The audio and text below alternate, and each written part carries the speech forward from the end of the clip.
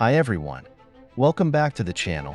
Today, I want to share with you a deeply moving and harrowing story of survival during World War II. This is the story of Gennady Gerasimovich, a man who endured unimaginable hardships in the Ozarichi concentration camp. His tale is a stark reminder of the horrors of war and the resilience of the human spirit. Gennady Gerasimovich was just a child when World War II engulfed his homeland. By the end of the occupation, the front line was already at the Dnieper River, and his family lived in the heavily bombarded and shelled city of Zlobin. Gennady Gerasimovich's story. Gennady Gerasimovich, who is now 85 years old, survived the Ozarichi concentration camp, a true death camp. Near the end of the occupation, the front line was already along the Dnieper River, and he lived in frontline Zlobin, constantly under artillery fire and bombings.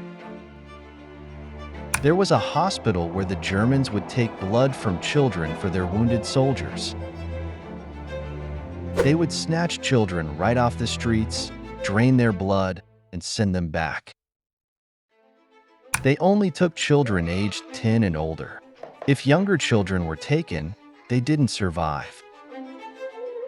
When Gennady turned 10, his mother forged documents to make him appear 2 years younger.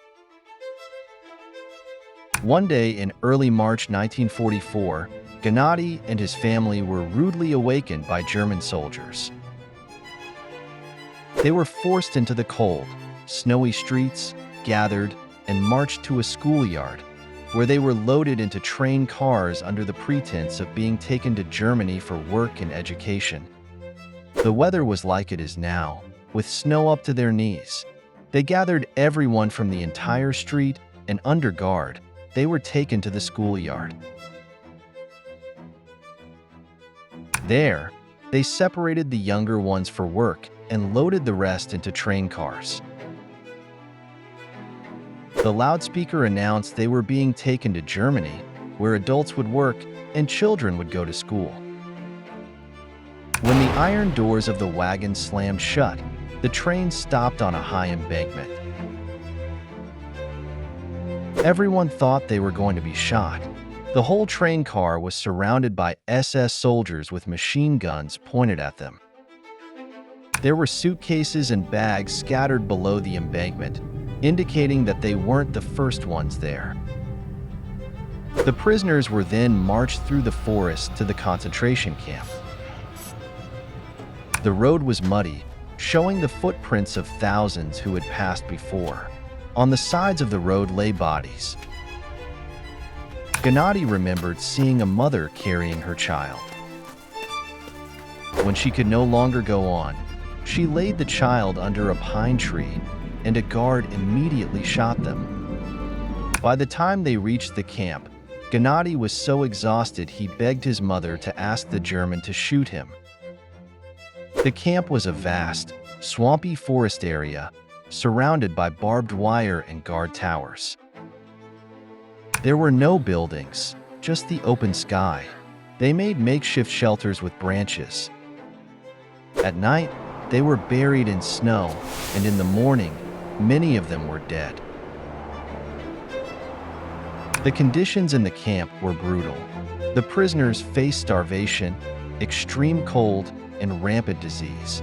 Gennady's mother made him chew pine needles to survive. Lice were everywhere, and many children lay dead with their eyes open. There was no water, no sources of clean water. They melted snow to drink, and there were no latrines, just the open ground. Gennady's mother made him chew pine needles every day. Lice were so plentiful they crawled on their clothes. The guards on the towers would shoot anyone trying to light a fire. The German guards would enter the camp, selecting young teenage girls, never to be seen again. The prisoners lost track of time, not knowing what day it was or how long they had been there. One day, a scout infiltrated the camp and told them they would be freed soon. On the morning of March 19, 1944, they woke to find the German guards gone. They were free. Many rushed to tear down the barbed wire, but the camp was mined. Finally, the gates opened, and their soldiers stood there. Gennady and his mother made their way back to their devastated village. The sight was heartbreaking. The village was in ruins, and bodies of fallen soldiers were scattered everywhere.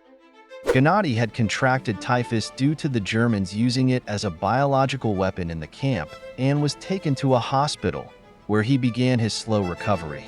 After the war, they returned to Zlobin, now overgrown and destroyed. They started to rebuild their lives. Gennady's father had died during the war, so it was just him and his mother. They faced suspicion and discrimination for having been in a concentration camp. But as time passed, things improved. Gennady went on to become a coach and dedicated his life to working with children. Gennady found solace in working with children and creating art. He made installations from military relics to honor the memory of the war. Thank you for watching and listening to Gennady Gerasimovich's story. It's crucial that we remember these stories and honor those who endured such unimaginable suffering. If you found this video meaningful, please like, share, and subscribe for more stories from history. Let's keep these memories alive. Until next time, stay curious and stay strong.